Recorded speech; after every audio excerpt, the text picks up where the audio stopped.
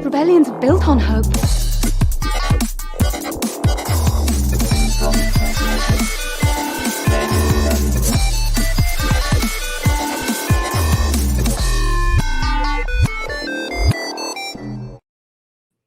Welcome to another episode of Radio Rebellion, a Star Wars podcast. How are you guys doing? Another great Star Wars weekend.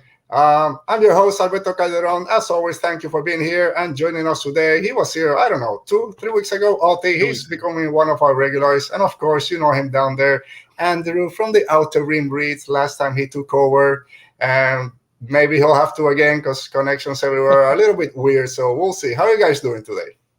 I'm doing fine. I'm doing really good. It's nice to be back. It's always nice to be back on your show, man. I'm excited to talk about what we've got on the board today. It's good to be back.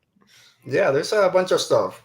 Most of it's lightsaber stuff, but it's like when I was talking with Oti a few weeks ago about our favorite Hispanic Latin actors in Star Wars. We started there's like 2 or 3 that we know, and then the list ended up like 15. Same with lightsaber battles. Yeah, I know the movie battles. There's a few I can name off, and then you start thinking about the animated series and all the other stuff, and then okay, how can I shorten this to my top 3? And it's impossible. I don't know. We'll figure a way to talk about them, but and yeah, Andrew, you're ready in a few weeks. You'll be back for our big Star Wars trilogy trivia. Are you ready for that one? You know, I do host some Star Wars trivia nights myself, but I've never actually been on the other end of it. Yeah. So I'm hoping that all the times I've had to come up with questions, it's like, all right, I know everything, but I probably don't at all. So it's going to be fun. It's going to be fun. I always pride myself saying that, I know so much about Star Wars. And I did the quiz thing for the Dragon Con trivia. I rage quit like halfway through. You rage quit a trivia. I was shocked. And I'm like, I know nothing. I think I got about, 50 questions? I think I got like 26 or something like that. We said, okay, but some of them were just guesses. I'm like, I have no idea what you're asking, so I'll just pick A. So I might have to find the link to that. I don't think I've taken that before. I'm sure you can find it. It ran around Twitter like a month ago or something. Yeah, whenever Dragon Con was going on, someone posted not the main trivia, but kind of the qualifying that they do, and everyone was posting their results, and at least it wasn't looking too good. Yeah, it's fine. I don't know. It won't be that hard. I won't say anything because I don't want to give you a leg up for the competition, but. I'm very excited for that episode to watch it. It's gonna be fun. We have 5 people competing. It's gonna be great. But yeah, and Andrew, you finally started reading the High Republic. I have my High Republic shirt. Finally got one. Your Light of the Jedi. How's it going so far? I know you're still in the first 10 chapters that you've kind of put out there on your show. Yeah, it's I've read and recorded through 15, but I only have published through like 9, I think, and it's rough, man. It's rough because I'm not reading past what I record, so I'm still only through chapter 15, I think, and it's a ride and a half. I was not expecting any of that. Even like the first 2 chapters, I thought there'd be some kind of reprieve, but still like 15 chapters in, and it's still going. Yeah, still going. Good, right? So I'm holding on. I'm waiting for the light of the Jedi to actually happen. So we'll see. Are you enjoying it or?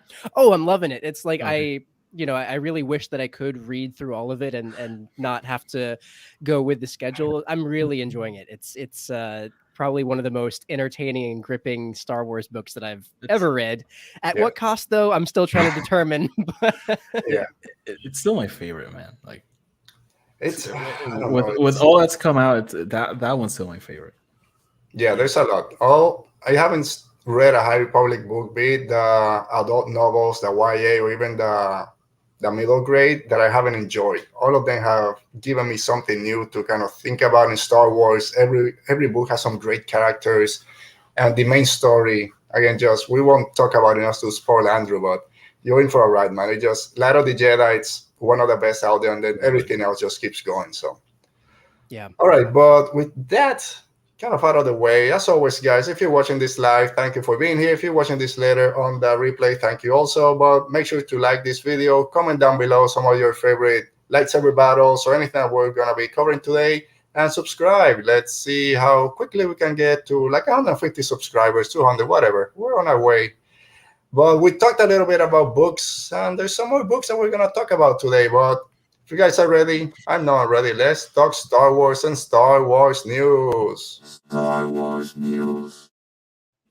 And our first news, before we get to those books that I just mentioned, it's a quick rumor that came out this week. I think it was it Jordan Mason, maybe on Twitter, kind of posted that he's heard, again, rumors that the Obi-Wan Kenobi series will be debuting in May of 2022. Surprise? Are you guys surprised by this kind of date where we might see Kenobi? Does it seem early to you guys, or just on point? Yeah, it should be coming out soon. What do you think, Cody? So when you posted it in the chat for this episode, you actually put the news. I was like, that's like far-fetched. But then I started to think about it and how Marvel crammed in 3 shows in 3 months, I think it was, or maybe a little bit more. And it's possible. Like it really, really is. You could do Boba Fett. Boba Fett starts at the end of December, so it'll go until January. You could have Andor start at the end of January, and then who knows? Like it's possible. I'll say it probably will come out like a bit later, but I think it's possible. Yeah, I think I was surprised to see it as early as it is rumored to be. I think it kind of tracks, with like May. It's obviously it's, kind of Star Wars month, with May the 4th and all that. It could make sense, but I think it might, if I had to like place a bet, I think it would kind of be a little bit later, maybe into the summer or fall. But then again, I don't know how that would stack up against, if Mando season 3 will be 2022 as well.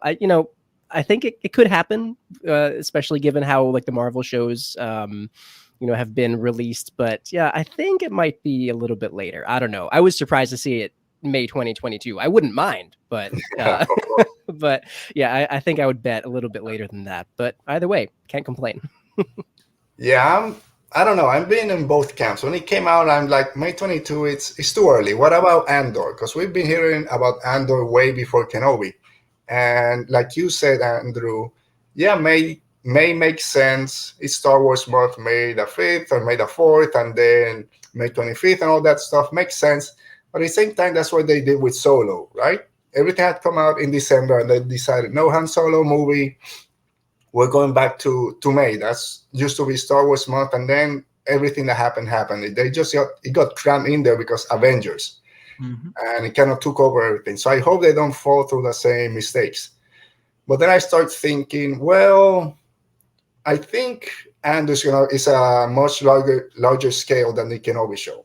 Yeah. Kenobi, we've seen Ewan say in every interview, hey, we're using the volume. It's a great technology. So it's pretty sure a more quick production. And the post-production probably is not that big because a lot of it should be there already. Andor, from what I've seen, they've never mentioned the volume. I'm sure they're going to be using it, but some of the leaks out there are always on location somewhere. When they did that little preview back in December, a lot of aliens, a lot of sets. So I'm guessing that post-production, even though both shows finished filming already, I think that post-production for Andor is going to take longer than Kenobi. So maybe Kenobi does come after Boba Fett. But we don't know, I think, how long the Boba Fett show is going to be. I think it's rumored to be 8 episodes, same as Mando, which makes sense. Starts December 29, so that's basically January. So it will be mid-February, late February that ends. If they jam Andor in there, which again, we don't know how many episodes, then it's going to be, I think, again, everything jammed in for then Kenobi to come. So if it's Boba Fett show, then the book of Boba Fett, and then give it a month off with nothing, a month and a half, and then drop Kenobi, it does make sense. And I think Mandalorian season 3 is going to be at the end of the year, probably in August or something, and then Mando season 3 at the end, and somewhere in between Bad Batch season 2. So I don't know. Again, it's a lot. Like 5 shows. It's we'll probably get more clarity by the Disney Plus Day. Yeah, that's in November. It's a few weeks, November 17th, I think. So let's say a month away. I really hope they like give us a schedule. Like this is Yeah. what's happening. Yeah, Kind man, of roadmap. Yeah. on that show, because if you follow me on Twitter, I had a messed up week when I recorded my Vision talk with Lauren Romo last week. Whatever, I'm not gonna get into it, but we re-recorded again 2 days ago on Friday. But when we talked that first time, we talked about how, I don't want to say messed up, but how different the marketing and everything for the MCU shows are compared to Star Wars. MCU seems to be on a perfect track. They're promoting like 3 things at the same time. Star Wars is doing one thing at a time, and everything. Oh, Book of Boba Fett is coming. We have no trailer. Most likely it's gonna come on November 17th, and then the show starts in December. We're gonna watch it because we're in this space, but the general audience doesn't know about it, and that's why Disney Plus is so great, because it brings the general audiences. But you gotta bring them in. We've seen that Star Wars is not this big thing that it was, even when the prequels came in. MCU is a big thing, so they have that luxury of everyone's gonna watch it. Star Wars needs to do a little bit more with marketing, so I hope that they don't just think, yeah, Star Wars people are gonna watch it, and start giving us all that stuff. So hopefully we get the trailer for Boba Fett and more information for Andor, Kenobi, and everything that's going to happen next year. So we can only hope. So, all right, before we move to our next episode, next news item, let's say hi to a few people. Mo is here. What's up, y'all? Glad to be here. Glad to have you, Mo. And Amy Guerra. Hey, everybody. And I love that you have Ola Jarani as your avatar, my favorite Jedi for the High Republic. Andrew hasn't met her yet. Once you do, Yeah. Yeah. I don't mean to hold you She- back, but I appreciate the no spoilers. She's awesome.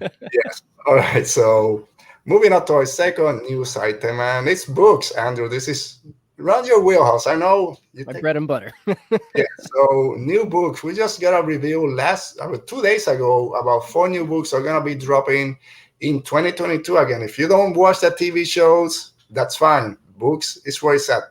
I'll say one thing for me right now, Star Wars books, it's my favorite Star Wars publishing. It's my favorite Star Wars recently. So very excited for this new book. So we have Shadow of the Sith by Adam Christopher that's dropping June 28th. This is a Luke Lando story. Ocho Bestoon, Rey's parents are going to be involved, the Emperor, Exegol, Sith Eternals. Love everything that I heard about this book. That's my most anticipated. Padawan is a Obi-Wan Kenobi and a Jean story written by Kirsten White, coming July 26th. Obi-Wan and Qui-Gon, kind of an adventure. It's a young Obi-Wan. He wants to be there, going and do Jedi stuff, but Qui-Gon is keeping him in the temple. He's doing his Qui-Gon stuff, and then Kenobi is able to go on an adventure by himself. Brotherhood, which is then an Obi-Wan Kenobi and Anakin story set at the beginning of the Clone Wars by Mike Chen, coming May 10th. And then stories, real quick, Brotherhood, it's Kenobi has to go to Caton Emodia and deal with an explosion there. The Separatists think the Republics are behind it.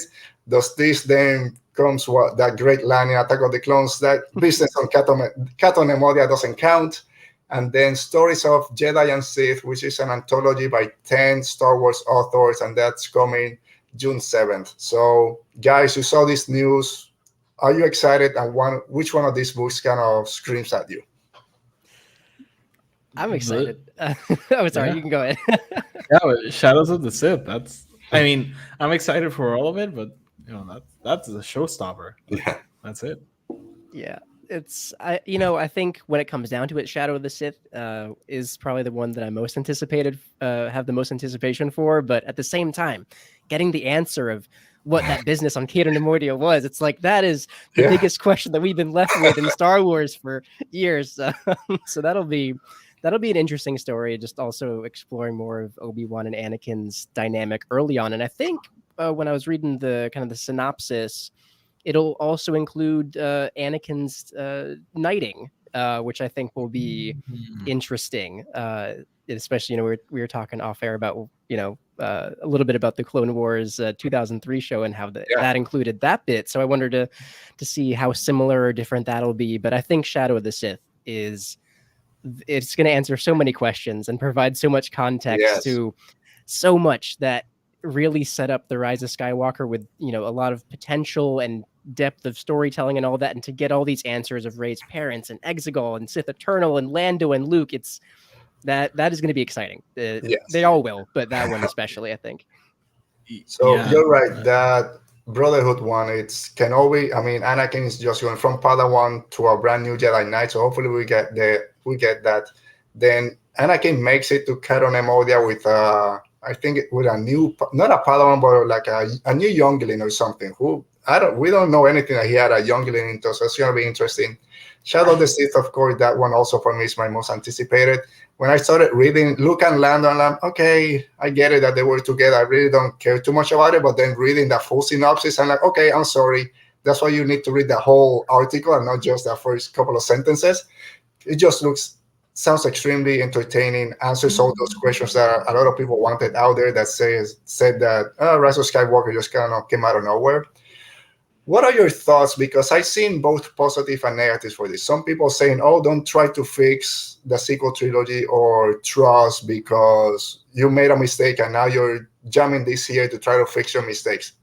To me, it makes sense. A lot of people, a lot of us have been saying this is the same thing they did with the prequels. The Clone Wars came in, and a lot of people's love for the prequels came from the Clone Wars because, yeah, this builds up and does a better relationship showing Anakin's and Obi-Wan's kind of becoming brothers that we didn't see in the prequel trilogy. The Clone Wars helped that. So I just see the same way here that this novel, and I'm sure other shows and other books are going to do kind of highlight what we love about the sequel trilogy, and they may kind of explain some of those stuff that didn't make a little bit of sense, which again, that's what Star Wars always does. So for me, that's totally fine. I don't know why some people are kind of against it, but we'll see. I wanted to mention two things. To that point, yeah, like, we've been trying to fix the prequels since they came out.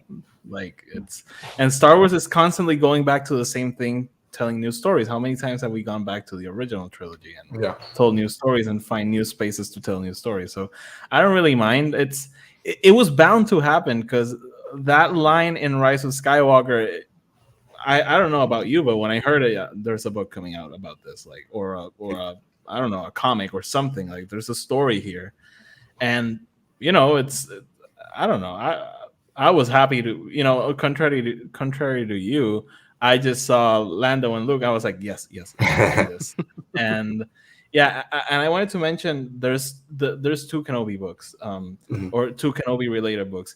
Could we possibly think that that's set up for the show? Not necessarily like those stories are set up for the show, but it's like the lead up and hyping up, this character to take us to that show. So Brotherhood makes sense, which is the Obi-Wan Kenobi Anakin story, because that comes out May 10th. And if this rumor that the Kenobi show is coming somewhere, let's say May 25, then it makes sense that it sets up that their connections, because even the synopsis says it changes from master and apprentice to brothers, or becoming that brotherhood. And then you have the show that they're going to have to figure that out. So it makes complete sense that it's coming out at that time. And then we haven't talked too much about it, but our friend on the chat, Amy Guerra, she adds, so excited about Padawan. I love the master and apprentice dynamic and can't wait to see something of a prequel to Master and Apprentice, which is one of my favorite Star Wars books of all time. Of course, by the great Claudia Gray. So she is the best. And Padawan, great thing about Padawan, because the author Kirsten White came out and said, already, this is before Master and Apprentice, and this is before Mandalore and Satine, so don't ask me anything about it. You won't have that. It's a Satine story. That's separate. Still need that story. Yeah, so we still do. It'll happen. It will happen. But it's good that she just came out the same day and said, this is not it. Because, for the next 6 months, is this when they met? Is this when they met? So, no, that's... So maybe Claudia Gray will write that. There's some great, a lot of great authors, but give me that one. That'd be cool. All right, so we're here to talk lightsabers, and let's go and talk some lightsabers. So today on our main topic, we're talking about our favorite lightsaber fights, or battles, or duels. It's lightsabers.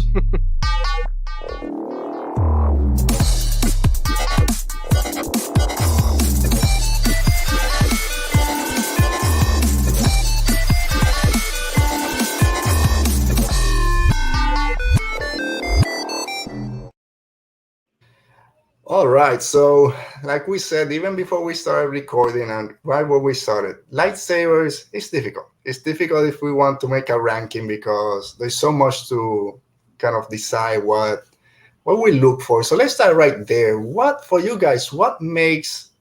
Let me start over. Should do a better intro. This is why I don't do just straight podcast now. So we just stop and start all over. But lightsabers are one of the most iconic items in Star Wars. The sound, the design. We all love the hills. We all love collecting them. I have them back there. My Dooku one and my Anakin. We just love lightsabers so much. It's one of those iconic things in Star Wars. But talking about lightsaber fights, what makes a good lightsaber duel, lightsaber battle, or what do you look for when you're watching a lightsaber fight to say, okay, this one stands out from this other one? Oti, if you want to start. Yeah, so man, it's hard because there's lightsaber fights that are just cool, like, but I feel like I'm more drawn to those that have like they're moving their story forward. They're not just something that's happening to entertain us. They're pushing these characters, the characters involved, further into their story. So that's basically what I look the most for. Thankfully, some of these fights that actually do that are actually very, very cool. We'll get into many of them, but yeah, that's what I look for the most, because there's a bunch of them that, we have these Jedi fighting, for example, Geonosis, it's not a lightsaber fight, but there's lightsabers involved. And yeah, no, it's cool, and it's pushing the story forward, but it doesn't tell me anything about the characters. And that's, I think, what I'm looking for, what it tells me about these characters. Okay. What about you, Andrew? I think I agree with a lot of that. I think when I was thinking about it earlier, if I'm just being totally honest, like one of the first things that really grips me when I watch a lightsaber fight is how it looks, and the accompanying score and all that, kind of like the pieces that create the scene. And then, when I get to think about it, actually, like what's at stake here, because stakes, I think, matter, in a given lightsaber fight, because as Odi was saying, it could look cool, but if it doesn't mean anything, then, what does that actually do for the viewer? But yeah, I think there are a lot of pieces for me. But one of the kind of core ones are in the end, I think, how it looks, but then also what's at stake in the duel. And there are some that look cool, but they might not have any stakes, and that that won't break as high in the rankings for me. But I think it's a combination of visuals and then also the story behind it and in it that make it for me. Mm-hmm. Similar. I was gonna say just the emotion behind it. I have to have some emotional connection to it. If not, yes, a lightsaber fight, it looks cool, and there's nothing wrong with that. If you watch our Visions episode, why is the twins my favorite Visions episode? Because it's cool, it's chaotic, but it makes no sense. But I don't care because I'm entertained, and sometimes that's enough. But if you're making a list to say, okay, this one ranks higher than this other one, for me there has to be certain emotional connection to it, and also the music. John Williams, just the music that he brings to some of those duels just brings that emotion to it, even if you don't feel it directly with some of those characters because it might be the first one in a new trilogy. But the music just helps so much. So for me, it's that emotional connection that the characters are having and that I feel with them, and of course the music behind it. So types of lightsaber battle. You can go with the original trilogy, which I think is there's more slow, more methodical, which again, it's the times which they were kind of made. Prequels, a lot of people love them, but also criticize they're a little too choreographed, but they're extremely fast. But yeah, why do you need to strike up here? You're not, whatever, it looks cool, just go with it. And then the sequel trilogy, I think it's a little bit more stylized, but it's also more contained. So it's kind of in between those two. Do you have a favorite type of battle between those three trilogies, or even the Clone Wars? Animation is different because you can just go all out, and maybe those are some of your favorites. So if you had to choose, what type of lightsaber fight do you kind of gravitate towards? Any of those, or just a mix? Andrew, go ahead. Yeah, I think that's a really good question, because when I think about my favorite duel, it wouldn't be actually related to my answer to this question. I would probably go with the sequel trilogy style. I think there's, specifically thinking about Rey versus Kylo, in Rise of Skywalker on like the Death Star ruins. It seems like they're kind of like rawer, kind of like more kind of human, almost more human like than the other, in the originals and the prequels. It just seems like there's just, I don't know, it feels more real, where it's like you can see the actual like effort from Rey and Kylo and kind of the, putting everything into it, but also like the strain of a lightsaber duel. I think a lot of people criticize that duel for, kind of being a little bit clunky, but when you factor in like the emotion of what they're feeling and the stakes at hand, I think it makes sense. I think the middle ground between the two, I would go with that. It's not too fancy. It feels real, I think. In my opinion, I think I would go with the sequel style, and we didn't get a lot, but I really enjoy the ones that we did get. I agree. I really like the sequel style, and in Rey, as the movies go forward, you see her develop a style. How she holds the lightsaber, how she defends. But most of the times, she seems like she's fighting to survive. Like she's just like, especially in that one in Force Awakens, she's just like trying to, I don't want to say buy time, but just like get out of that situation specifically, not necessarily be this Master Jedi. So they are like a bit raw, and they feel like more human, more like how I think it would be. I really like the prequel fights. I really, really enjoy them. But at times, I like that rawness from the sequels, in the sense that, for example, we see Anakin angry in some fights, and he's still like fighting with this style and this dance of sorts. And I like it, like just seeing Rey scream and just lash out with that lightsaber, or Kylo, for example. So I like that they have like a bit more emotion to them. Yeah, I mean, you can see in just the Force Awakens, every time Kylo gets angry, he just turns on the lightsaber, starts wrecking shop, which is probably what any of us would do if we had a real lightsaber and something happened. So it is a more human fight, and I do like what you said, Andrew, that it shows as the longer the fights are going that they start to get a little bit tired, especially in that battle on top of the Death Star. By the end, Rey is just defeated emotionally and mentally and physically, but at that point, she's just swinging. She's like those heavyweight boxers just throwing Hail Mary because that's all they have left. That's all that she was doing. And that's how Kylo, he defeated her like 5 minutes before that battle ended. Yeah. But yeah, I agree. I do prefer the sequel trilogy style. That doesn't mean that the sequel trilogy will be on top when we do our ranking. But before we move a little bit forward, let's see. So Mo is saying that for her, what stands out in a lightsaber battle or a saber battle is the emotion. It gives the battle more depth. And Amy is adding that she agrees, and the stakes are so important, what emotion each combatant is bringing into the battle and what the outcome means to them. So before we go into some honorable mention, I always have trouble with that word. I know top 3. I don't know if this is going to be an honor. Before I get to that, so a lot of people have complained. Again, I don't want to say complain, but they keep saying, are they going to do something they can always show, even in Rogue One before it came out, or in the Clone Wars, in Rebels, to show how Darth Vader went from this maniacal, great lightsaber duelist to what we met in A New Hope with just kind of those stabbing motions. Do you have any critique about it? I don't care, because it makes sense. Don't think about it story-wise. It came out in 1977 with all those gears. It makes sense. It will be a slower duel. They didn't have doubles and face swapping like they do now. So that was Alec Guinness doing all that fighting on most of it. So it makes sense. Do you guys care that the difference between Kenobi and Vader prequel to the original, or just go with it? Nope. I mean, I know that there was someone who had like remade the duel from episode 4, which I really enjoyed that. Much more the prequel style of fighting, but I don't care. Like this doesn't need to be explained. I don't think it does. Sorry, go ahead. I only hope it's closer to the sequels than the original trilogy. But hey, if Hayden Christensen is moving like David Prowse, whatever, I don't care. I just want to see them fight.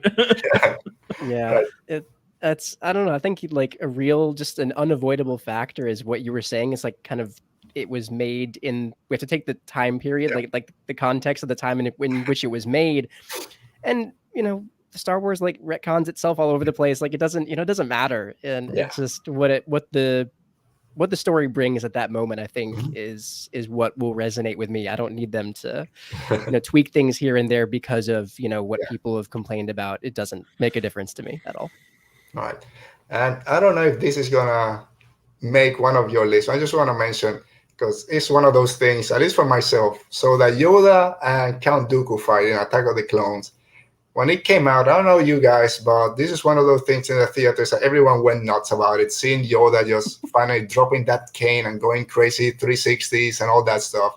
And now people make fun of it. Oh, it's too CGI, doesn't make sense, all this stuff. Did you guys enjoy that when it came out? You go nuts? I remember my theater lost their mind. I remember being on the theater that day. I like it. I remember liking it. I still like it. It's silly. Like, it's fine. I don't care. It's not. I won't roll my eyes at it. It's just classic George, I think. Yeah. I don't know. I don't think that I saw it in theaters, but I remember that. And my mom was the one who introduced me and my brothers to Star Wars. And when she had seen it and she was like raving about it, like, oh, Yoda became like this absolute beast with the lightsaber. And so that kind of translated to us when we saw it. We're like, Yoda did that? What? Like, I think it's timeless for, like, it is silly, but I think for me, it's timeless. Just, with, I think, seeing what it meant to like my mom and then kind of that resonating with me. I think it'll always be cool. Is it my favorite duel? Like, no, by any stretch. But I think also, two really skilled lightsaber duelists, like just duking it out. Because, Dooku, obviously, and then Yoda, Grandmaster. It's, like just two kind of lightsaber legends just going at it. I think it's enjoyable. It's visually pleasing. It's like, I don't know, not similar to those things that once a lot of people enjoy, then it's not cool to like it and everyone starts bashing on it. I think it went through that phase because that's coming out of Attack of the Clones. That was what most people were talking about. Just, Yoda at the end versus Dooku. And then it's like, whatever. It just doesn't make sense. But it's enjoyable. It's silly. But like you said, it's very George Lucas. All right. So as we try to narrow down our list of lightsaber battles, like I said, I'm sure if we say, hey, let's rank or just kind of go down the list of movie fights, we can probably kind of mention all of them, but there's so many lightsaber fights when you chime in with Clone Wars, Rebels, not really Mandalorian, but there are some lightsabers in there, and now with all the new shows. But trying to bring this down to a reasonable number, some of our honorable mentions that didn't make our top 3, top 5, I get a list. I don't know if you guys want to start, because I think there might be some surprises on both our side or all of our sides, what makes our top list and what makes the mentions list. So, Andrew, let's start with you. Some of those didn't quite make it to the top. And we'll pick one or two to discuss why you're wrong. Yeah, I think when I think about an honorable mention, one that I really enjoyed, but doesn't crack the rankings, I think from the Clone Wars, Obi-Wan versus Maul and Savage, when he took on the two lightsabers and was dueling them. I forget the name of the planet, but obviously anything with Obi-Wan and Maul, it's like, yes, please, more. And then add the Maul's brother there, Savage too. I just thought it was a really cool fight. Obviously the backstory and the history between Maul and Kenobi, and then I think just the context of the greater episode with Hondo and all that and the pirates just added to the moment. But I think Obi-Wan just taking on Maul and Savage, it's just that resonates with me from whenever I think about Clone Wars and Obi-Wan, that's one of the things that I instantly think of. It was especially just wielding two lightsabers and just really just going at it, and his hairs in his face and all that. It was really just an emotional fight. I loved it. But Otto, you got a honorable mention or a few? I have a few. So just as we're speaking, I'm tweaking my list in my head, and I'm gonna take a risk. I'm gonna put the Obi-Wan and Anakin fight in my honorable mention. It's probably my favorite fight, but okay, he's gone. He's not allowed to be on the show anymore. So, Andrew, what do you think of lightsaber? Come on, what are you saying? Wow. I Okay. love that. I love that so much. I love it. Oh, So man. the reason is I hope, as I said, I hope one of you put it on your list and we'll discuss it because it's actually my favorite. But I don't feel like talking too much about it today, so I'm putting it on a lower tier. I'm also I want to mention the Vader Luke, the first one, the one in Empire Strikes Back. I just love that scene so much because it's just so well done. The directing, the acting, the music, everything. It's just so well done, and it all goes down to that reveal. But the fight overall, it's very cool, and how Vader gets pissed off progressively. And I also want to mention and maybe you won't take me out, but people will want to kill me. I'll put this one in honorable mentions, but the Obi-Wan Maul fight. It's also one of my favorites, but there's one in Rebels that I want to talk about more. And this one has been so overly discussed because it's so good, but so I'm leaving it out. And the one we were talking about before we started, the Asajj Anakin fight. Sure. I forgot how much I loved that fight. And I remember when I was a kid seeing the trailer for that episode in Cartoon Network, and it was just so cool what was going on. And rewatching it this week, it all like came back to me how cool that fight is. So, Audie, I hope that you've enjoyed your time on Red Dead Rebellion, because after today, I think you're not invited again. You're killing me. Hey! I geeked out with you when we did that Revenge of the Sith watch party. It was fun. I love that fight, but I'm just leaving it up for today. Yeah, well, you did two. You mentioned two. And welcome. All right. So, I mean, when you hear mine, you might think me on my own show. So, some of my mentions is Luke and Vader, but the Return of the Jedi one. Okay. I'm sorry. I know that's one of people's favorite out there, and this is one that maybe might have made a top 5. It didn't make my top 3. I do prefer the Luke versus Vader in Empire Strikes Back, which is one of those that I was debating if it was going to be in my top 3. It's definitely top 5. I like that one better because it showed me Vader as this monster. He was toying with Luke all over the place. Mm-hmm. But the Luke and Vader in Return of the Jedi, of course, is a great one. Luke going nuts when he mentions, "Oh, maybe your sister will turn," and then never, and just starts wrecking shop. And the music, if you're talking about emotion, it's right there, just hacking down on Vader till he realizes, "Oh, I'm becoming what I'm trying to stop." So it is very emotional. The music, everything that I mentioned that I love about lightsaber battles is there. Just there's some that I like better. A few others that just right there. And the problem with me doing some of these lists, I go straight to the movies. I forget because again, Clone Wars is so vast. There's like hundreds of episodes. I can't know all of them. But the Ahsoka versus Maul in Siege of Mandalore, that's a great lightsaber battle. Just inching a little bit out of my top 5, but that's a great one. And last one that I'll mention as my honorable, just in case you have some others, Andrew, that you want to mention, is Rey and Kylo versus the Praetorian Guards in The Last Jedi. This might come up on your guys' list.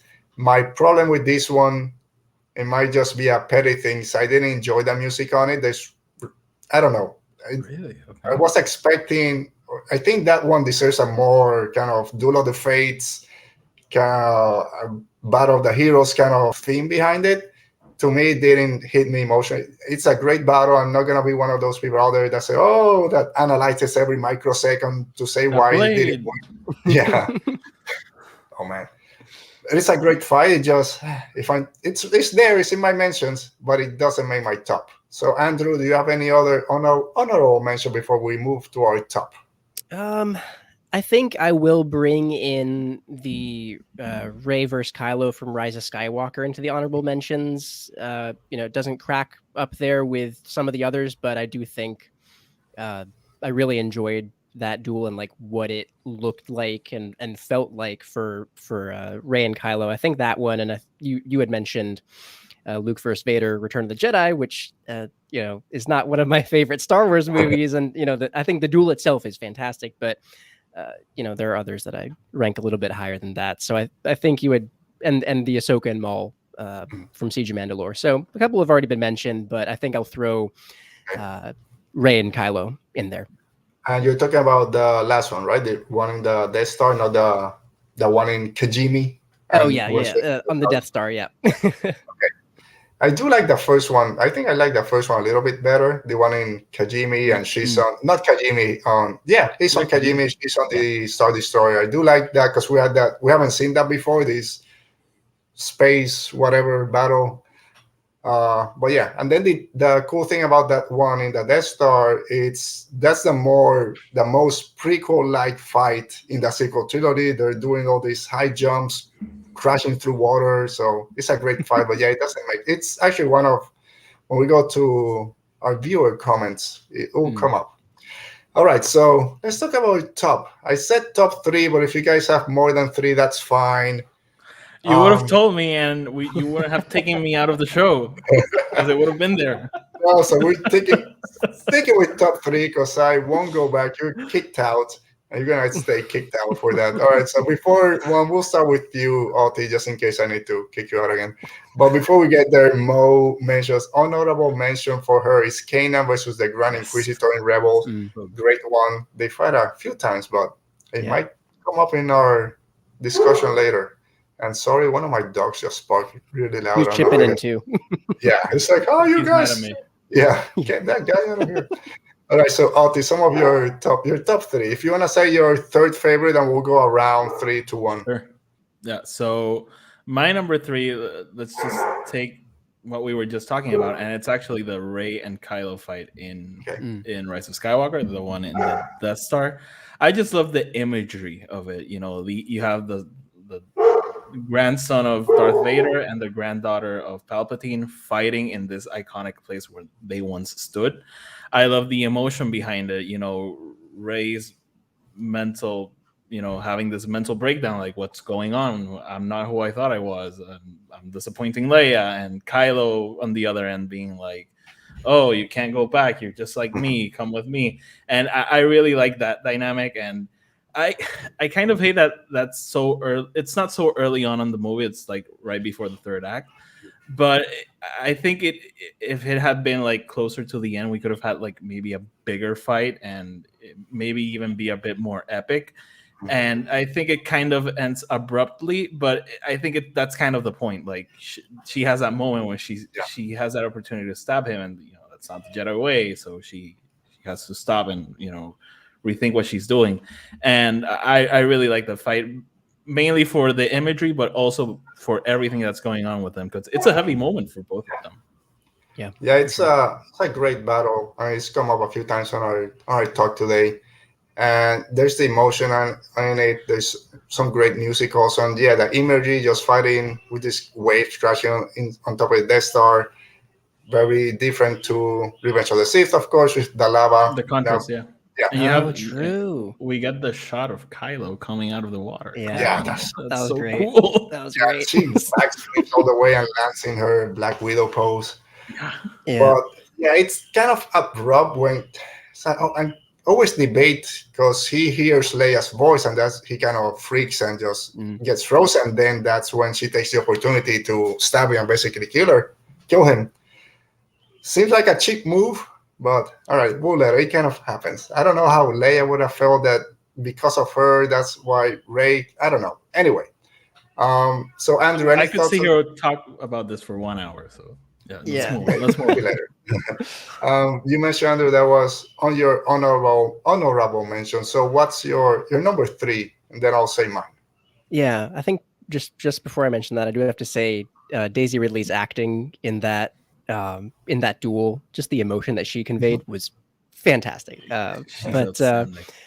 I think for my number 3, I was surprised, when I thought of this, because usually I think Battle of the Heroes would be up there. It's not in my top 3 today, so I'm glad that was an honorable mention. Yeah, I'll wait till I finish this thought, and then Jesus Christ. Yeah, I'm gonna go with. I really one of the first duels that I thought of was Canaan versus the Grand Inquisitor in the finale for season 1 of Rebels. I think just their kind of rivalry throughout the season, culminating in such a powerful, classic, like on the ledge kind of fight, big old drop and all that, and just I think what made that duel for me was when Canaan thought that Ezra was pushed off the edge to his death, and the Grand Inquisitor asks, you have no one left to die for you, and then Canaan says, no, I have nothing left to fear, and then he just goes off, and that moment and what it meant for Canaan as a character, because a lot of what had been holding him back from being the master he could be for Ezra, and moving on from the past of the trauma with Order 66 and losing his master, just that moment and being free of his fear, then I think the impact of that for his character and just the visuals of that duel. The Grand Inquisitor, he's a hell of a duelist, but it's a beautiful fight to watch. I don't even mind the spinning lightsabers and all that. It was fantastic. But I think that those lines there and how that impacted the duel cracks it into my top 3. I was not expecting that at when I woke up this morning, but here we are. So not only is Battle of the Heroes not on your top 3, it wasn't even one of your mentions. I was waiting for someone else to mention it. No. This excuse, someone else would mention. I'm done with those. Oh, man, you're killing me, both of you. But it's surprising that battle has come up a few times. We just heard it on the chat. You have it. Lauren Roma, we'll see when we go through our viewer battles, also mentions that one. So it's a lightsaber fight that does resonate with a lot of people out there, and it is a great one. Most of the fights in Rebels are just pretty intense, and that one is one of those. All right, so for my top 3, my number 3, and again, I have it's hard. Okay. Kenobi versus Maul in Rebels. Sorry, Oti, I know you didn't have it, but that's... I knew you were going to put it. I know. It could go up. It could go to number 2. Wouldn't crack a number 1, but that, if we're talking about emotions, this 20 years in the making, these two have been going at it. All that Maul has ever wanted since the Phantom Menace is take revenge on Kenobi, and it came to this desert planet. You're a rat in that desert. Look what I've risen above. And we're all expecting this not rehash, but a kind of retake of the Phantom Menace and Duel of the Fates. But Kenobi's in a different plane at that moment. He knows he's so in his game. He taunts Maul with the qui-gon pose, knowing what Maul is going to do. Takes 5 seconds, strikes him down, and then holds him, cradles him. You're at peace now. I see the chosen one. Will he avenge us? Yes, that's what I think. So that one notches all the boxes for me. Just top tier lightsaber battle. I know some people want to see it recreated in the Kenobi series. If it's the same, maybe, but don't change anything. If you didn't watch it because it's animation, that's on you. Go check it out. Kenobi versus Maul is just top tier. That fight actually had a big impact, and I just remember because this friend just texted me. I remember when that fight came out, I was over the moon about it, and I have friends that love Star Wars, but they don't see animated Star Wars. Mm-hmm. And this friend of mine found it online, and he was losing his mind for this little 2-minute fight, maybe. Mm-hmm. And it's so good. And I started watching Rebels because I heard of that fight. Oh, they meet each other again. I'm like, oh my god! So I have to watch this show, and it would have been very easy for me to be disappointed, but I literally watched the show for that fight, and it just hit me where it had to, and it's so good. And that last moment when Kenobi grabs him, it's perfect. Yeah. I think when I came to the Rebels train a little bit late, and I'd heard about that, and I'd seen kind of the iconic shot of them, standing off with the fire between them, or I don't know if the fire was, but their standoff, against the night of Tatooine. And I will say this is where my two kind of what I like from a lightsaber duel actually conflicted, because I came into it expecting like a grandiose duel between them, and so initially, from what I saw, I was like, oh, that was quick. Like, that was it. But then when I thought about it and, the stakes and the emotion and kind of the other side of what I enjoy from a duel, I think it was perfect, because Kenobi had risen above, all of the anger that he'd felt in their duel and the Phantom Menace and all that. A lot of that was driven by, especially when he lost Qui-Gon and, the anger that he felt and trying to fight against Maul. But in this duel, he had risen above all that and all that emotion and all that baggage in the past, where Maul had clung on. And I think I'm really glad that you mentioned that. I didn't know if that was going to make top 3 for anyone, but I'm really glad it did because it's fantastic. A great moment.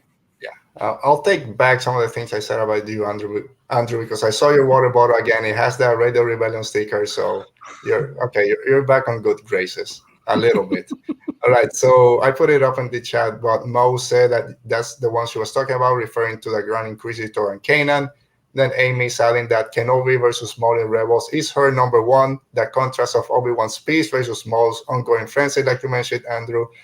Frenzy thirst for revenge, especially when contrasted with her number 2 when they fought in the Phantom Menace. So Amy's number 2 is Duel of the Fates, Obi-Wan, Qui-Gon versus Maul. Will it make our top 3? Let's find out. So, Andrew, what's your number 2? My number 2, I'm going to go with Luke versus Vader from Empire Strikes Back. That was one I'd kind of slept on in the past, and then I'd recently, I guess in the past year, maybe during lockdown, rewatched the saga. And when I saw that one again, I think just everything behind it, where Luke thinks that he's good enough to take on Vader, and this is when people say that Vader wasn't like that menacing in the original trilogy. Like, this is why we needed the scene from Rogue One. I'm like, did you not watch that duel? Like, I think you both might have mentioned how he just grew increasingly pissed off as the fight went on, and absolutely just wrecked Luke. I love that, and I think for as much as the original trilogy duels get bashed for not as stylish as the other ones, I think that duel was I did not see much wrong with it at all. I love the stakes behind it, as well as just seeing Darth Vader absolutely put Luke in his place. I think that duel and the end, the end of it with no, I am your father. It's fantastic. I think it's the best ending to a lightsaber fight, apart from my number 1. But it's I mentioned it's so well done, like movie wise, and I love it. And he at the beginning, he's like, "Oh, little boy wants to be a big boy." Okay, wants to play. And it's when he hits him in the arm, and he's like, "Okay, this is over." Yeah. So this is unfortunately my number 4. Man, I'm so sad. Can we remove you?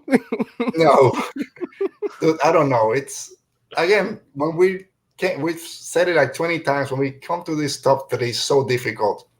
And I have another one that probably is my top 5, my number 5. But Vader versus Luke of the original trilogy is my favorite. Everything that you said, Andrew, makes sense.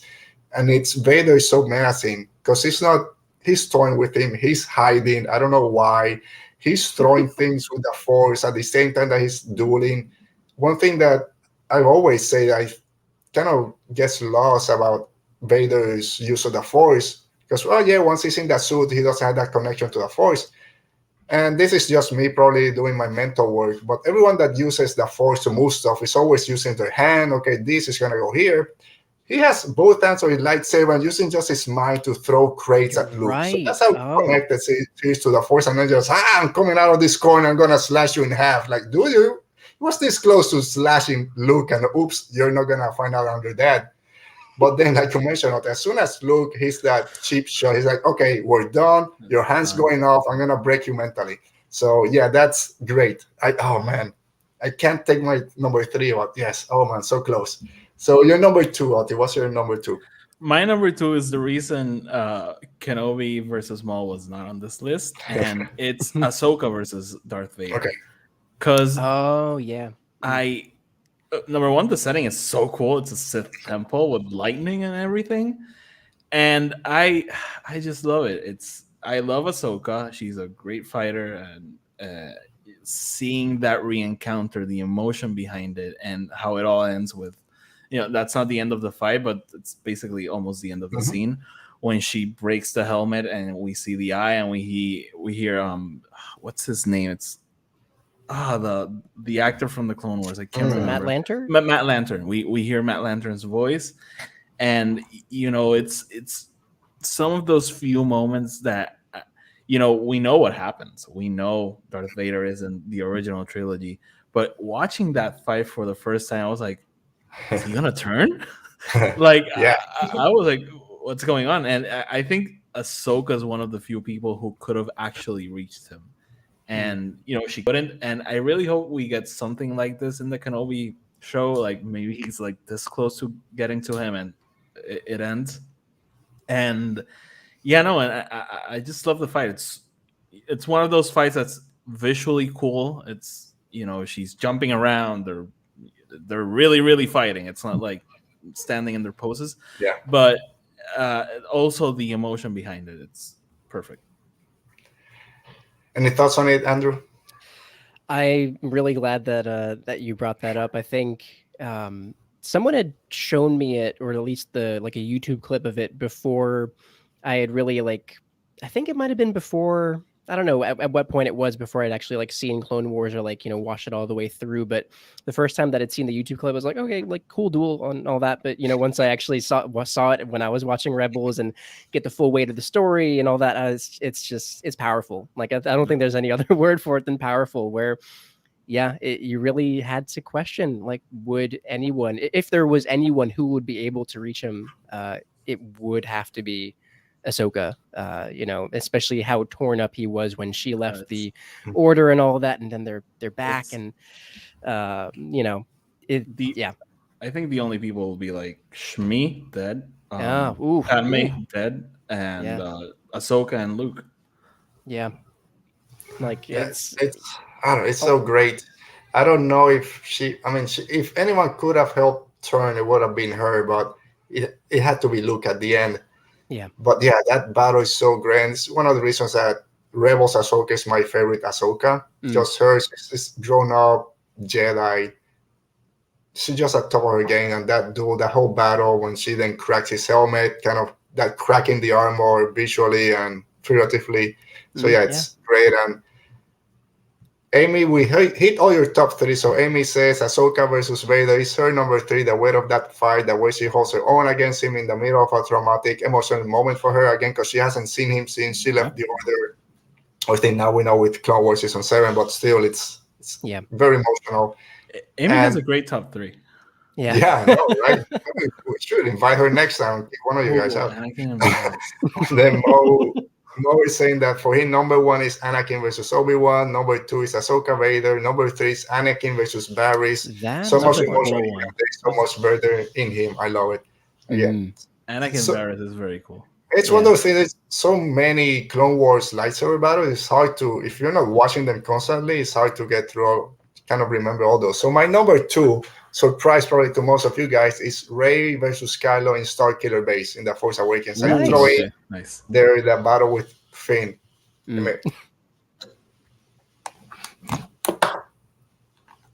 Sorry. Okay, I think. All right, here we go. I lost my mic. I didn't recharge it. Oh, that's fine. You can use mine. All right. Thank you. Let me throw a cord all the way over there. So it doesn't go through. It's not all that Ghostbusters. No diet in the Force here. So. Yeah, that's my fault for saying that you guys wouldn't be invited. Man, if I only was a better host. So first with Kylo versus Finn, that battle, that lightsaber, it belongs to me. Finn kind of getting into his own with the lightsaber. Now we know all the way to the end he was somewhat force sensitive. Kylo had just been shot, so he's just punching his side to get that dark side energy. And then very similar to Luke hitting Vader, and then Vader saying, okay, we're done. When Finn kind of strikes him on the shoulder and Kylo goes, okay, kid, you're done, traitor, hacks his back, lightsaber goes flying, and then his hand extends.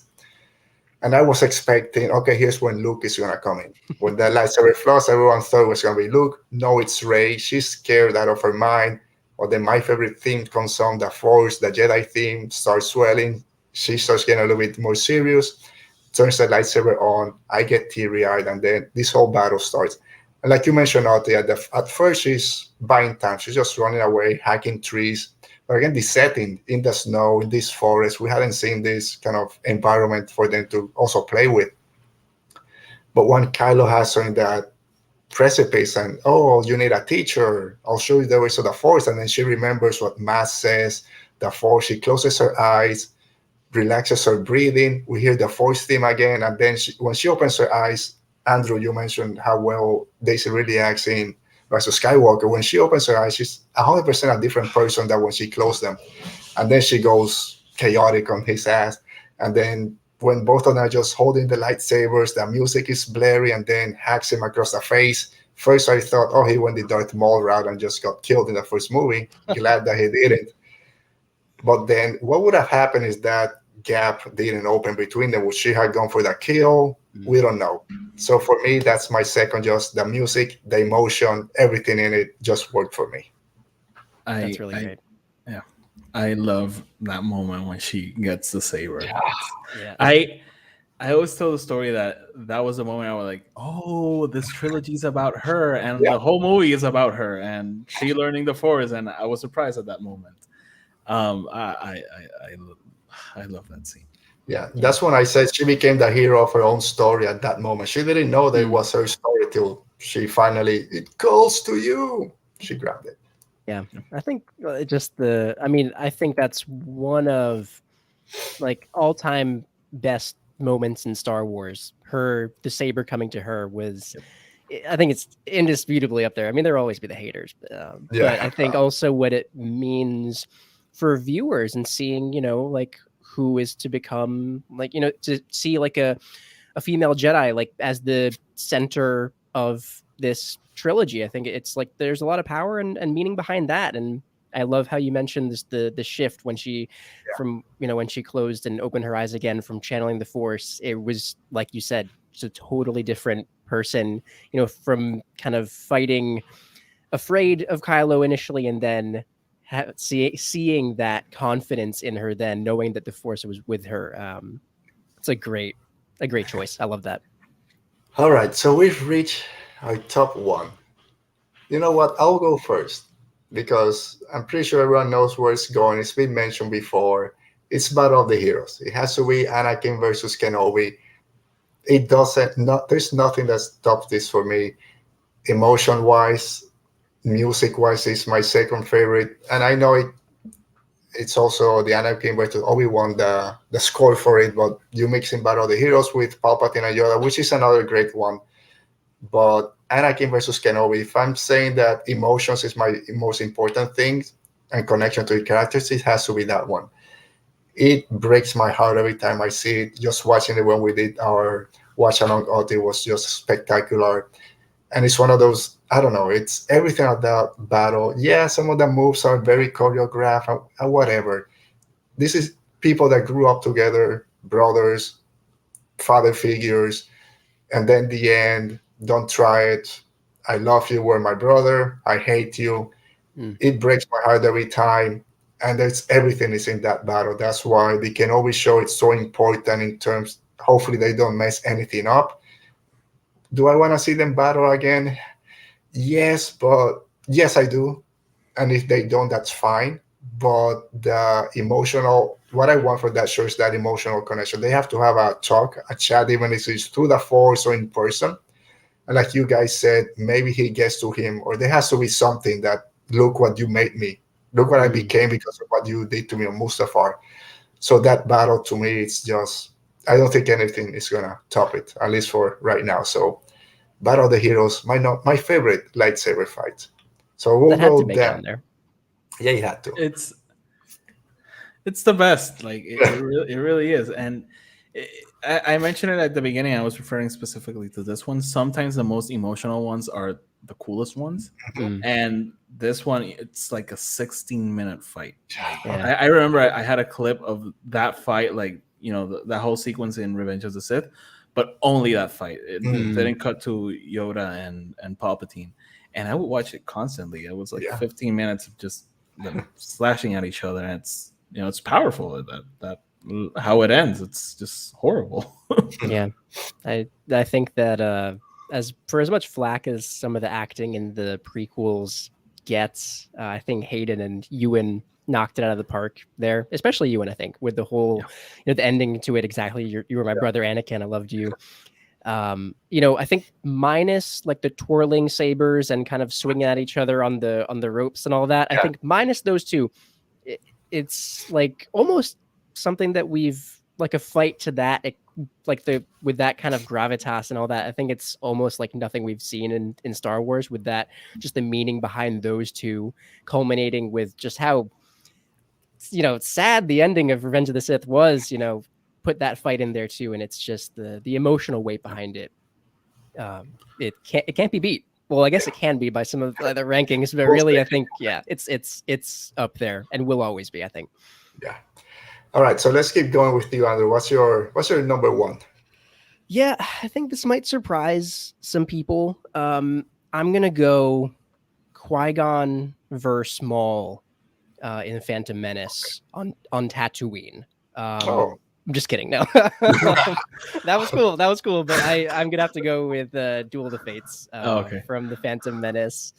Where, absolutely iconic. I think, in the build up to the movie as well, seeing a double bladed lightsaber, like what? It was so cool to see. And I think visually the fight, especially when it gets the one-on-ones between Qui-Gon and Maul, and then Obi-Wan and Maul, especially after that barrier drops and Obi-Wan just goes off, and Maul, goes off as well and ends up besting him before his arrogance blinded him. I think given those pieces as well, I think when the three of them were fighting, it was cool, but I think it really shone when it was, Master versus Maul and then Apprentice versus Maul. And I think the weight behind what that duel means for the larger saga as a whole is, it's immense. Really, that is one of the moments that changed the story for Anakin as well. The man who freed him from slavery on Tatooine, and would have, that's probably one of the most asked,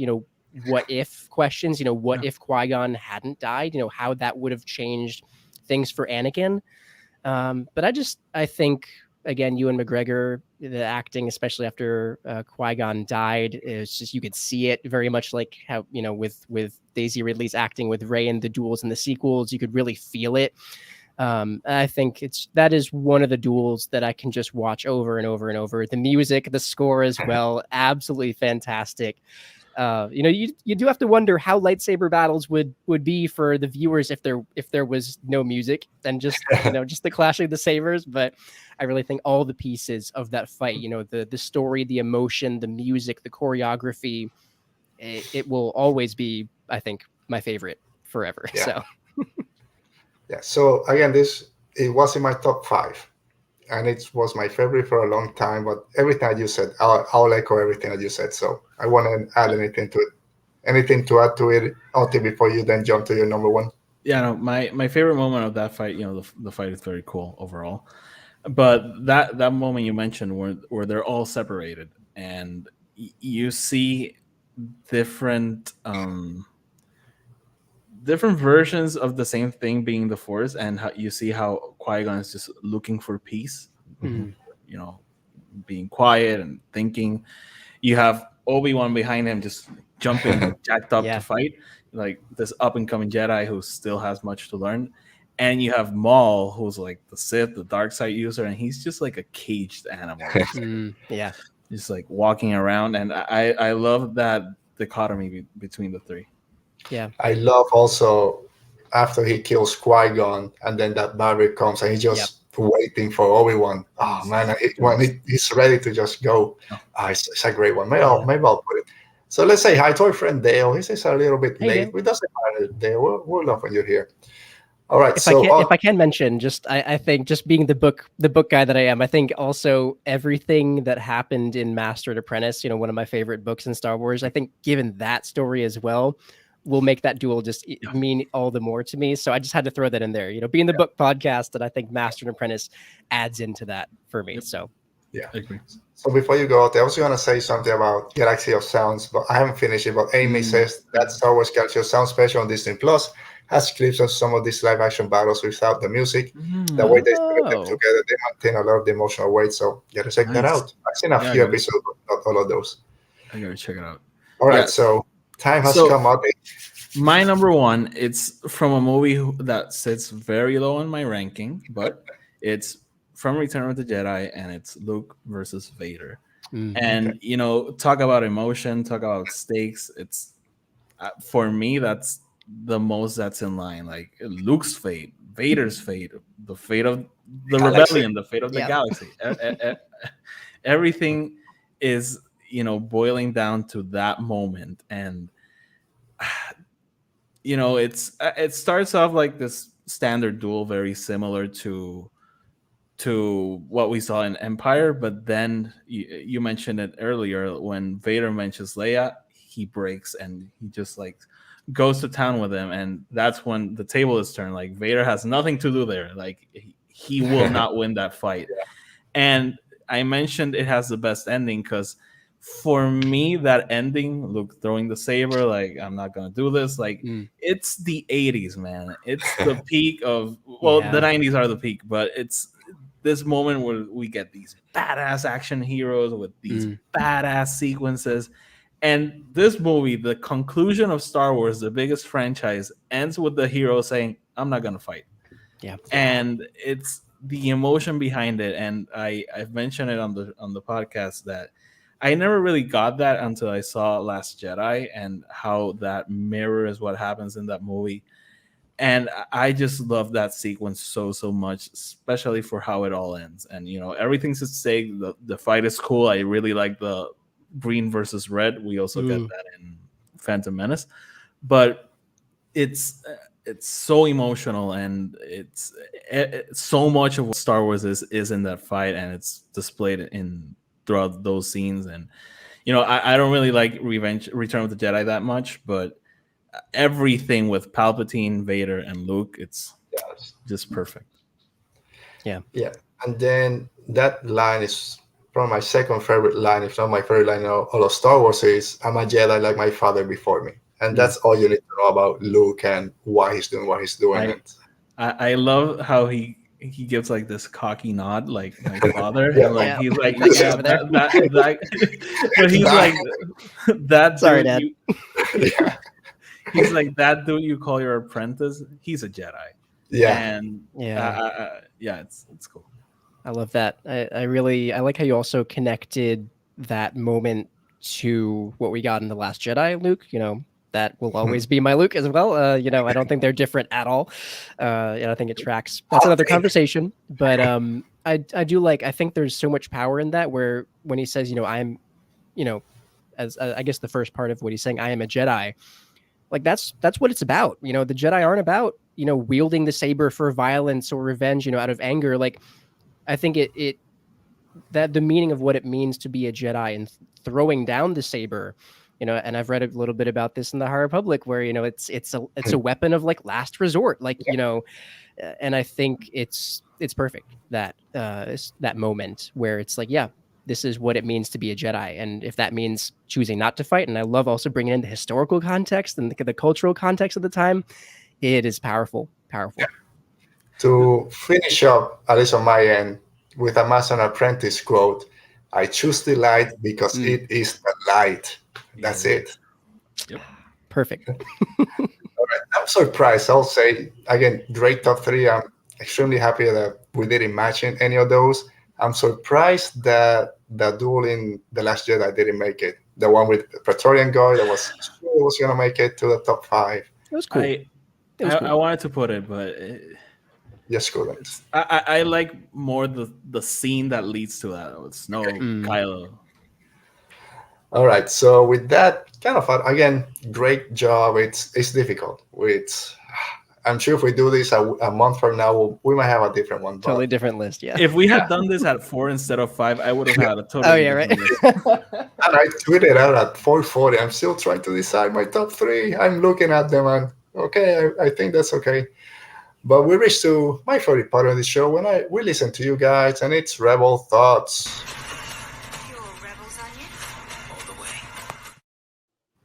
All right, so we did get a couple of submissions. First, we'll go with some of our viewers' favorite lightsaber fights. We'll go through them quickly because then we get a bunch of what if lightsaber fights. We all love what if, right? So first we have from our friends on Twitter, Malik at King Kyber. Let me do this right. He writes Anakin versus Ventress, Clone Wars 2003. Yep. We mentioned this a little bit before we started the show, and then as we went on, we kind of mentioned a little bit. This battle that I had forgotten about is a 6-minute long lightsaber duel. It starts in the forest, it's rain coming down. When I did my vision stock, I said how much I love in the episode The Elder, when the master turns on his lightsaber, it's rain and there's steam coming out of it. That visual just, I haven't seen this before. Oh no, they did in 2003 when Ventress and Anakin has their lightsabers. So it's a great battle. Anakin goes full on dark. They're fighting the forest, in a cave, in a temple, everything. So it's a great lightsaber battle. Yeah, no, I mentioned it in the honorable mentions. It's very, very cool. Yeah, I rewatched it. I was telling you guys off air that I'd rewatched it, a little bit before we went live, and I do have to say it was really funny to me, like when they did take the fight to the temple, where Ahsoka, Asajj had Anakin versus Ahsoka, where Asajj had the high ground, and it had started raining, and they were just staring at each other for like a minute. It was it felt so long, but it was watching that again. I love the change of scenes, from where they're fighting, and also you just see Anakin just steadily go off, and I think, doesn't he wield the red lightsaber? At the end. That look in his face, like, oh, if you didn't fall, I was gonna. Yeah. That's a great one. Yeah. And then Mo threw in throne room scene is an iconic, definitely another honorable mention. 100%. Yeah. All right. So let me find the next one, which comes from our friend. She was here a few months ago. I will get her back. It's Jedi Geek Girl, and she's saying that for her, wish I could join you guys on this topic. My top 3 live action are Obi-Wan, Qui-gon, and Maul, Phantom Menace, Yoda versus Palpatine, that we really didn't touch too much on it, and then Luke versus Vader in Empire Strikes Back.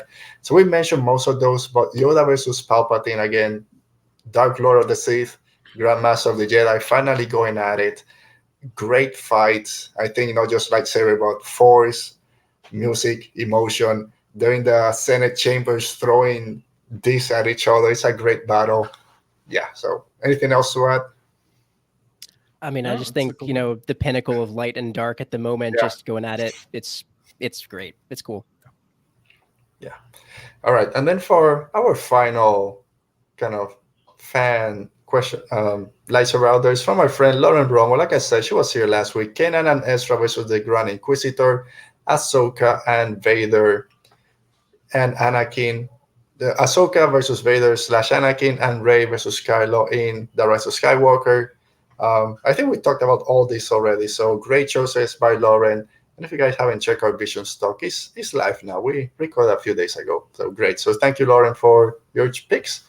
But I said it. So after today, I got a bunch of what if. So I asked out there to you guys, what other type of lightsaber showdowns would I like to see? And we got a cool one. So let's talk about a few of them. What if lightsaber fights?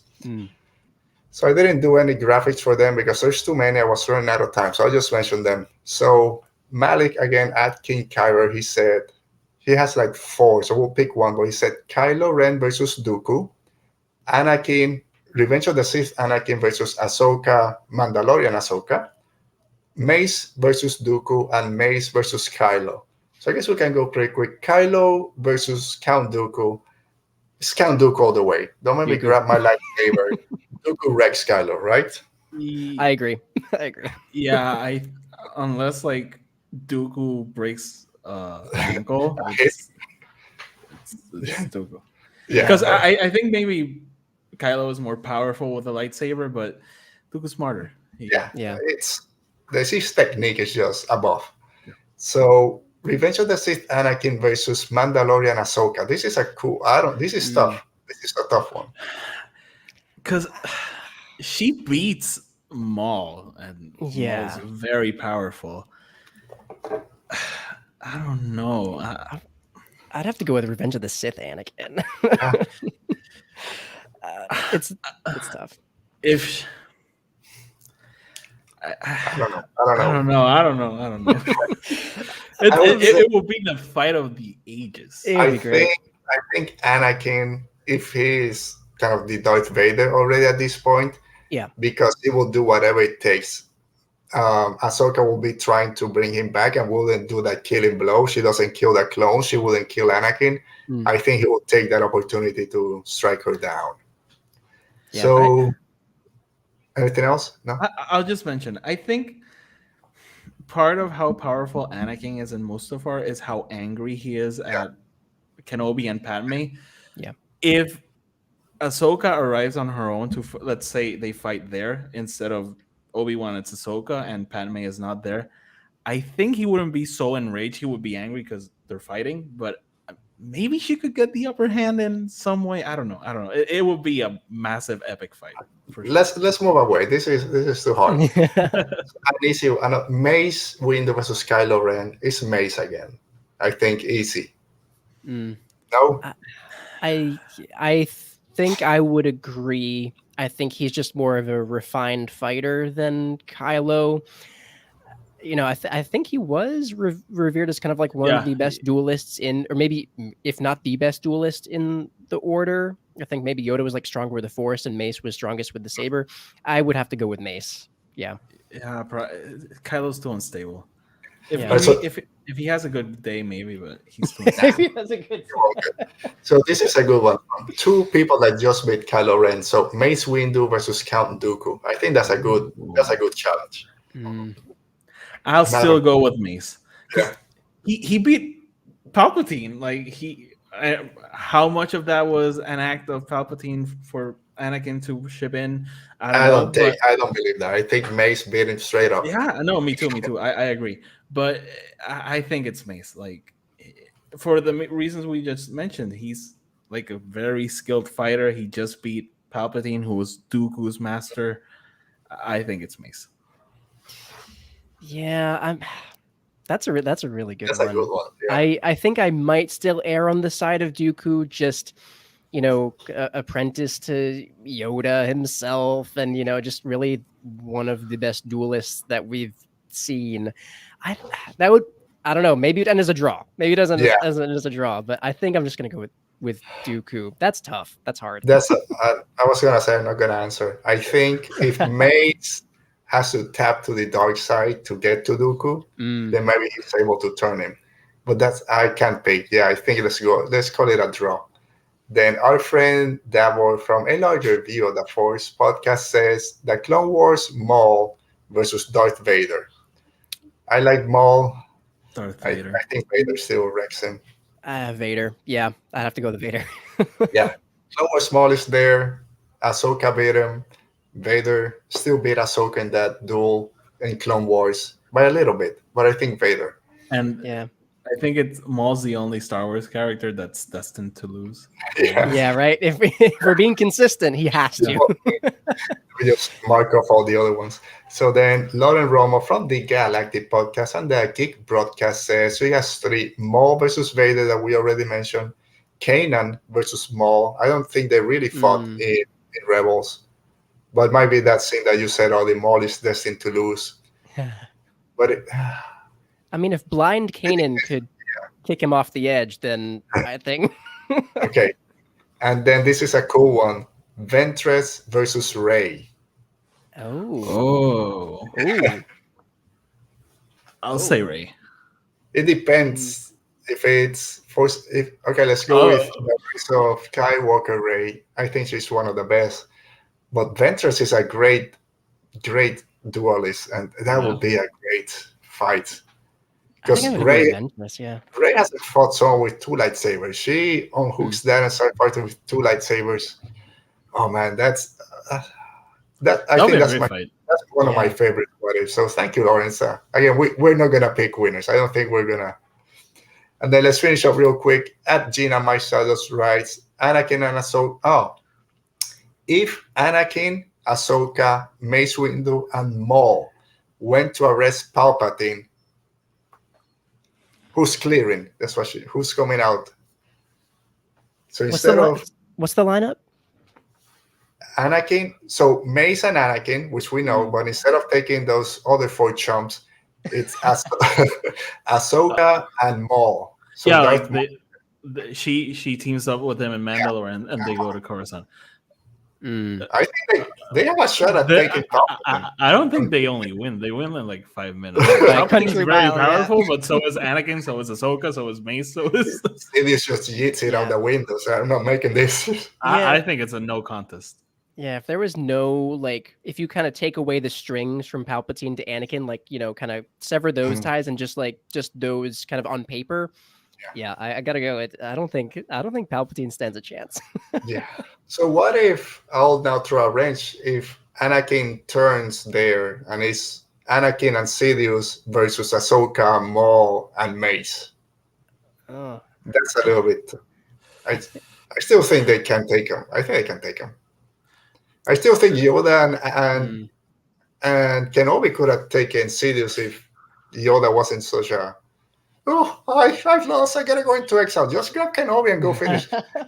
I'm just wondering, why didn't Kenobi go like, "Hey, I just beat Anakin because he did beat Anakin. Yeah. Let's go fight the Emperor again." Makes no sense. Yeah, right. I know they have a pregnant woman in tow. Okay, makes sense, but leave her on that crater and go to Coruscant. You know where he is. You already chopped up half of the clones in that temple. Yeah, right. Yeah, I think Anakin, Ahsoka, Mace, and Maul wreck shop. It's the end of the Empire. Yeah. I mean, it never comes to fruition. And then our last one, Scales Cybon at Scales 20 writes Canaan versus Sabine. I'm not sure if this is talking about her favorite in the when she's learning to use the Darksaber. I'm guessing, but she replied under my what if. So Canaan versus Sabine, they have that fight. Sabine kind of bests him a little bit at the end, but Canaan is teaching her how to. It's a very good scene. It's a very good scene. How she has that breakdown at the end and just spills out how she feels. Yeah. Ooh, all right, guys. So that wraps it up. Great show, great conversation. So, and thank you guys for being here. Thank you for you guys in the chat. You were awesome as always, and to everyone that sent us their comments. So can't wait to do this again, Andrew. We'll see you again in, I think, 2 weeks for that big showdown. And Oti, I'll take it back. You're welcome anytime. So you'll be back again. So, Andrew, where can people find you and what are you kind of working on? We know Light of the Jedi, where are you for your next?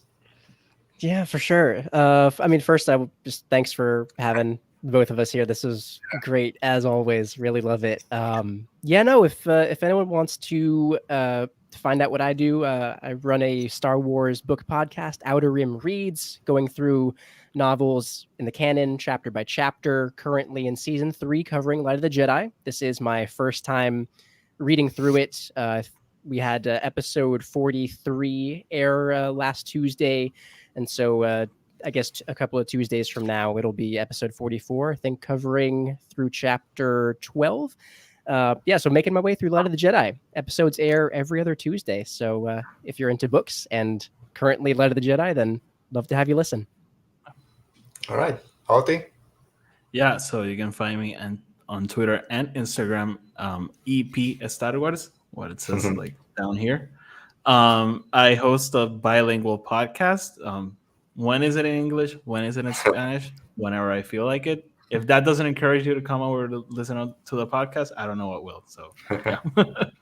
All right. So, again, Andrew, Oti, thank you for being here. I have the pleasure of being on both of you guys' podcasts. A lot of fun as always. And thank you, Amy, Mo, Dale, everyone that made it. Thank you for another one. Another Barca fan. Sorry. So for me, I always say, if you're watching this, you know where to find me, but at Radio Rebel Pod on Twitter and Instagram, Radio Rebellion Podcast.wordpress.com, our website where we have all our book reviews. You can find all our episodes there, either video or audio format. And sometimes I write if there's any big news that drops, like those book announcements. I also talk about that there. Live shows every Saturday at 5 p.m. And then the audio version comes out on Monday. So thank you, guys. Stay safe. Be safe. And may the force be with you. Rebellions are built